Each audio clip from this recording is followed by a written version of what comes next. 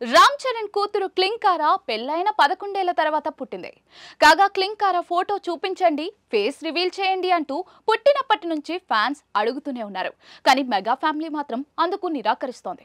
ఆమె photo release చేస్తారు అంటూ ఆశలు పెట్టుకున్నారు, కానీ అది కుదరలేదు.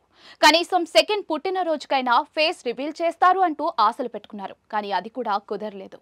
ఈ క్రమంలోనే ఉపాసన మెగా అభిమానులకు ఓ శుభవార్తను తెలియజేస్తూ సోషల్ మీడియా ద్వారా పోస్ట్ పెట్టింది.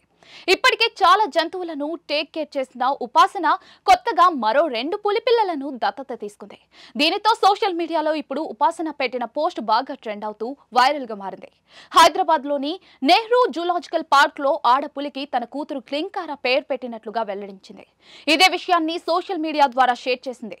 ఒక ఏడాది క్రితం ఇది కేవలం ఒక చిన్న పులిపిల్ల మాత్రమే, కానీ ఇది ఈ రోజు ఉల్లాసభరితమైన పులిపిల్లగా మారింది. దానికి నా కూతురు క్లింకారా పేరు పెట్టడం ఇంకా సంతోషంగా అనిపిస్తుంది.